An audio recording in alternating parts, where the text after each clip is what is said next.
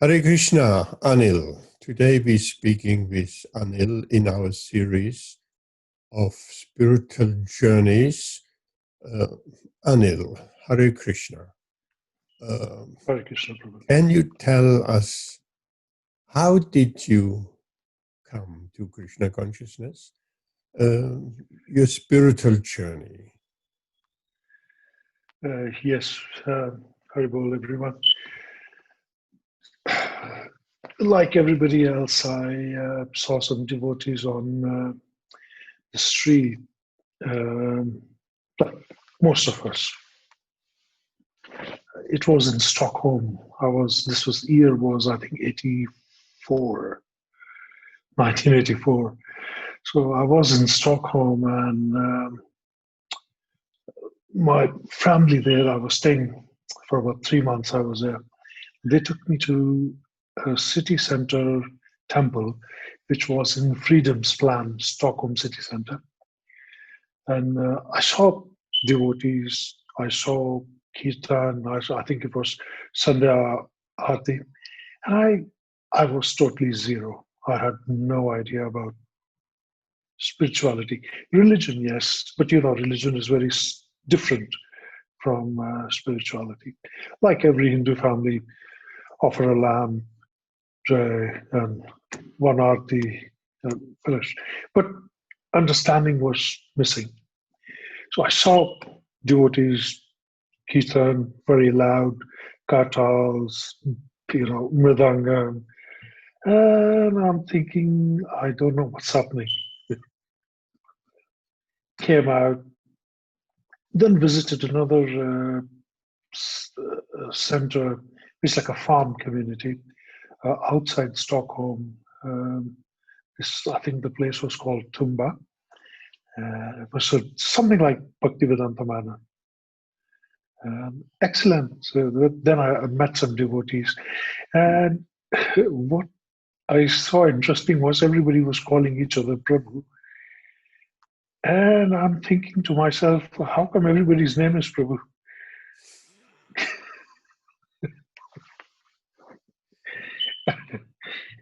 And no knowledge about why it's a mark of respect or the way to address the devotees or Vaishnavas.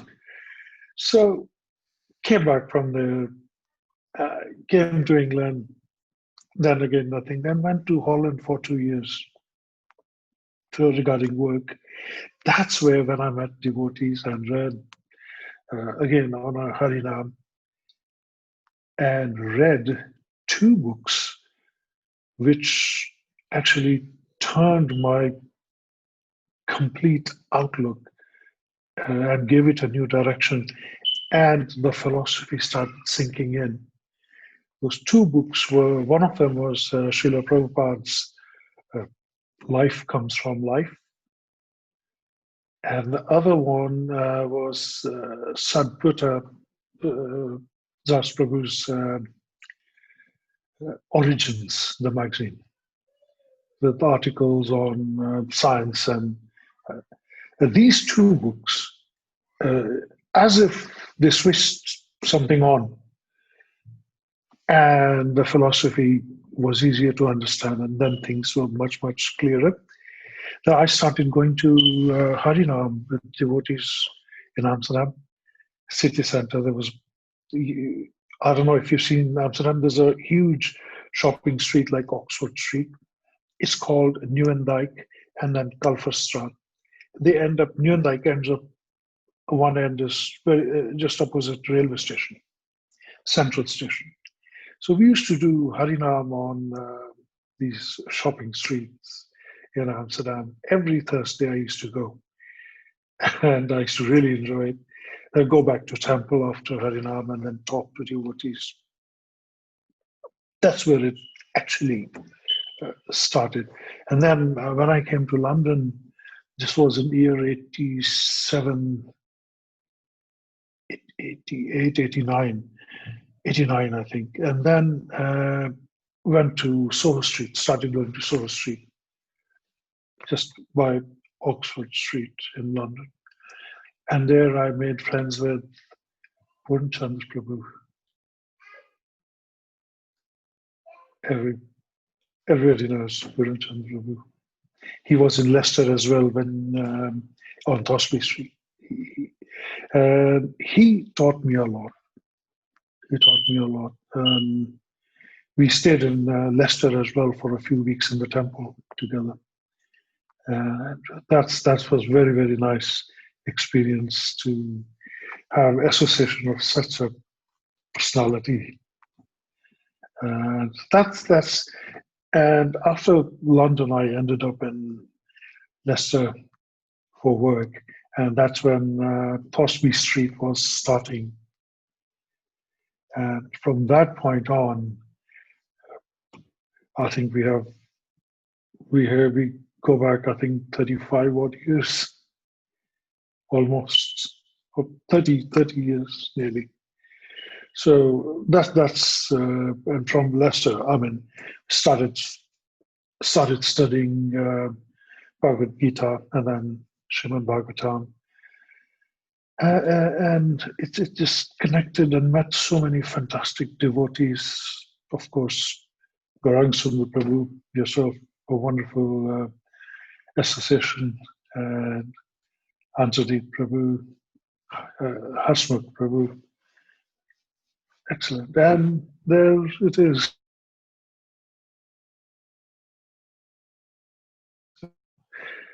A very, not a short, very long, but a very concise journey to Krishna consciousness.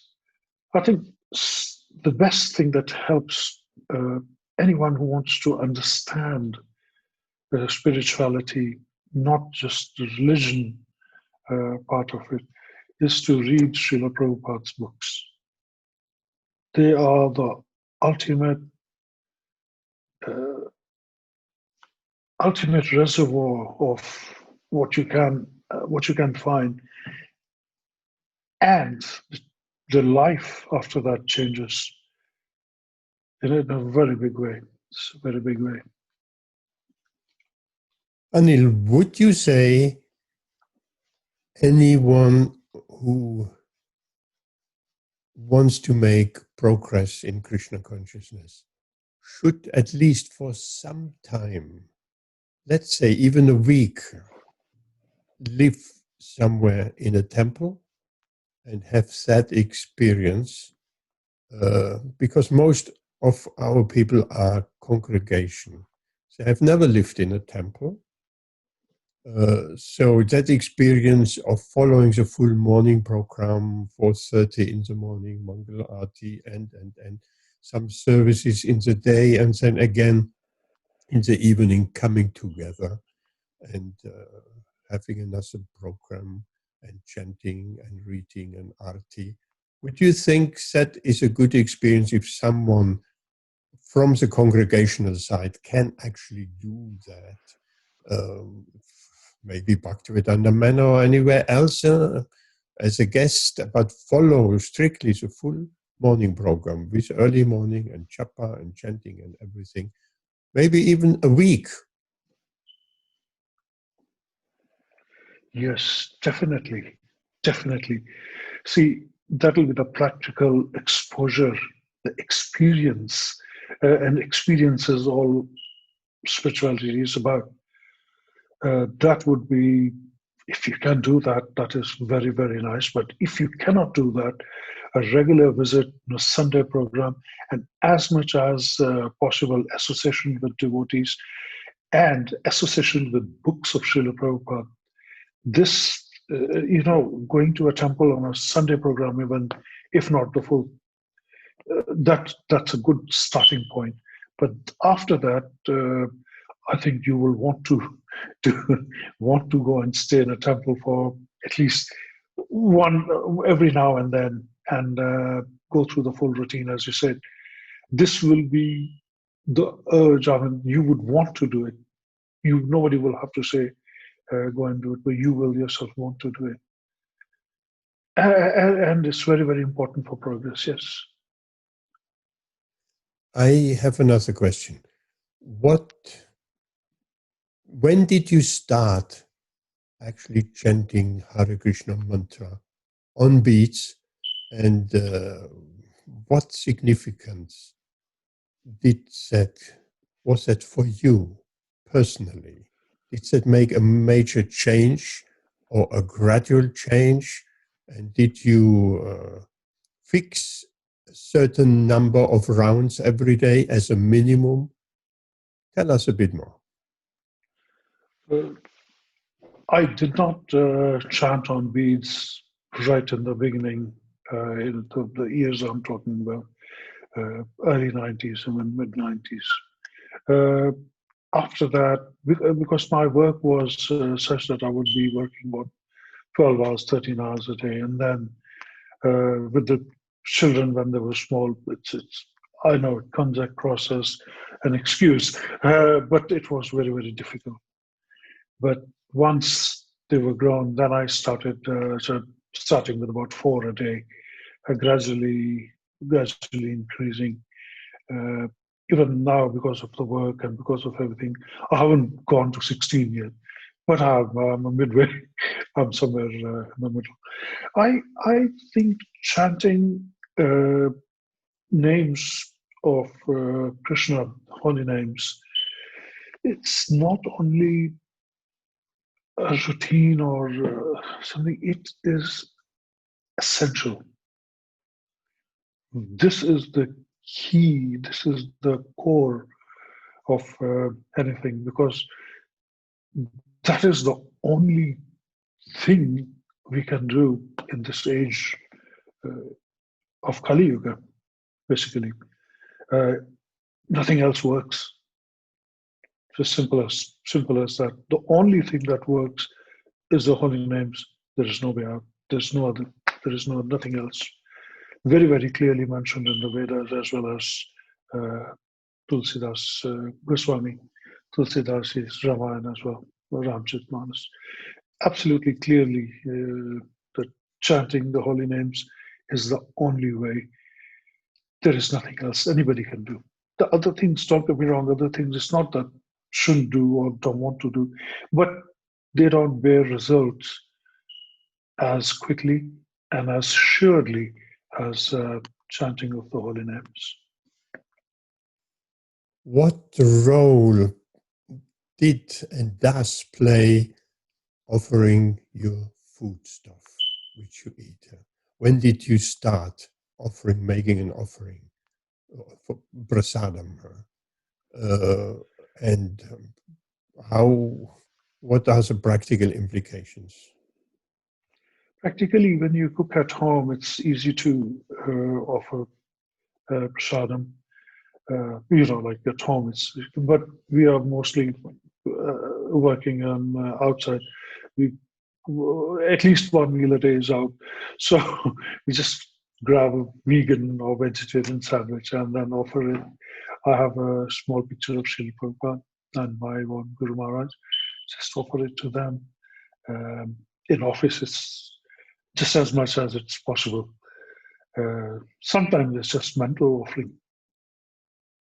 I'll be very honest. I mean, sometimes it's just mental offering, but offer there should be, because once it becomes prasad, it helps you. It helps you spiritually. Let's say it clears your mind. It helps you understand things more. It cleanses your, how would you say, contaminations in the mind.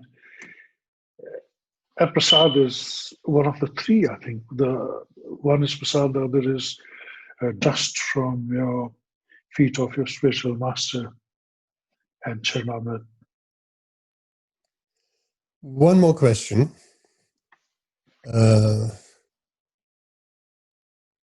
Do you feel you have any conflict with your Krishna consciousness and your work?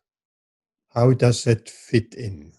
Not just time-wise, but in any way. How does that fit in with? Because some devotees who are working professionals, they have some difficulties of fitting the work and the social life, what comes along with the work and so on, within the Krishna consciousness. How is that for you?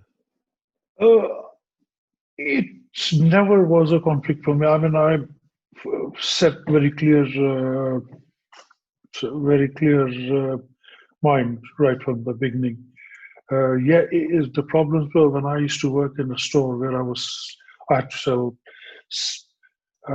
meat and sandwiches, like the meat products. So then, obviously, in my mind, but it was my job then, in early days.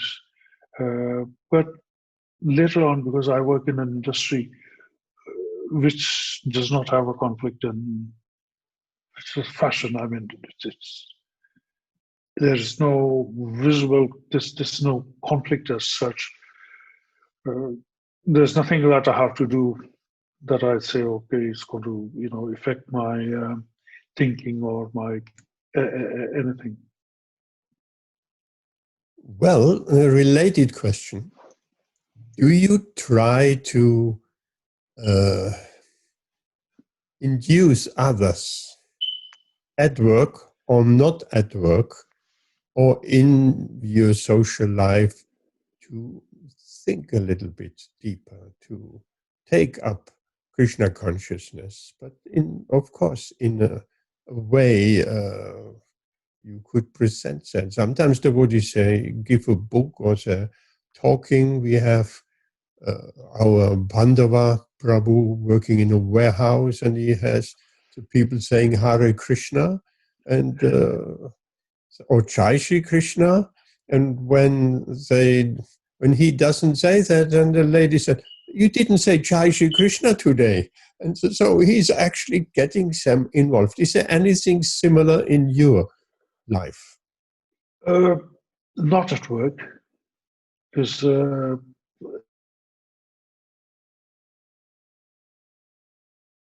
I try very good. But yes, on social life, the friend circle, and on social media, we do put devotional Srila Prabhupada's messages sometimes, and say on the topic which on chanting of the holy names, and of course with the friends, and do give books out. books are one of the best ways. Srila Prabhupada used to say they're like time bombs. They will explode in their own time. They just leave books around, give books, and I give the ones which are more not very hard hitting ones. I mean, wouldn't give Bhagavatam to somebody who's starting. I give books like Magazine Origins and Life Comes On, something light reading that gets you interested and gets you, makes, to begin, give you an idea. And that is enough to make you curious, and then you go step by step further. But if I give I feel that if I give something really, really hard thing, it might put people off. So it will be a counterproductive. So I think it's a gradual introduction and a gradual process, which is more stable and sustainable as well. Don't want to shock anyone. Gradual progress. I take that. Wonderful. What do you think about for some time now, we doing our lockdown program with Krishna over Skype, over the internet, because due to the lockdown and social distancing and temples are closed and so on. And I mean, we made some wonderful experience because we used to have a regular Saturday temple program. That was one thing. But now we have twice a week really deeply studying Shastra, Bhagavad Gita, and now Srimad Bhagavatam. And it appears like devotees are very much taking to that and actually making spiritual progress. So do you feel that is a way, I mean, as a way like what we're doing here, we're having some conversation about Krishna consciousness and particularly this series of spiritual journeys, but we want to talk much, much more about all type of topics. Do you feel that is a way of going, for instance, over Christmas? I'm thinking maybe we have every day for a week or 5 days, whatever, there is a Christmas period where it's not much happening. And many of the devotees said, don't celebrate Christmas. They're just sitting at home. So why not meet together on the Skype forum and discussing Krishna consciousness and having kirtan and so on? Do you feel that is, I mean, you have been at the lockdown meetings once, twice, thrice. So do you feel that is a way in this time at the moment to, as an alternative to a temple program? Yes, definitely. Definitely. That what we do in this lockdown program is exactly what we are supposed to do. We study, I think we've gone through Srimad Bhagavad Gita, and we are doing Srimad Bhagavatam now. That's the whole idea. And I think this becomes, gives us an excuse not to miss as well, though I miss regularly. I've been to a few lockdown classes, but then again with my routine, whenever I can, I do join. And this is a very good idea, very good idea. So, is there anything else we already came to 20 minutes as we wanted to do? Is there anything else you can tell us on this topic or even off topic? Yes, I think we are going to do some regular programs like this. This is just to introduce ourselves, who we are. But then we are coming down to, we will be doing more programs where we will be discussing subjects like, example, source of consciousness. How can we realize ourselves as Jiva, the living spark, and not just a body? And then on deity worship, what we look, why, generally people think we are just dressing up dolls. It's just not dressing up dolls.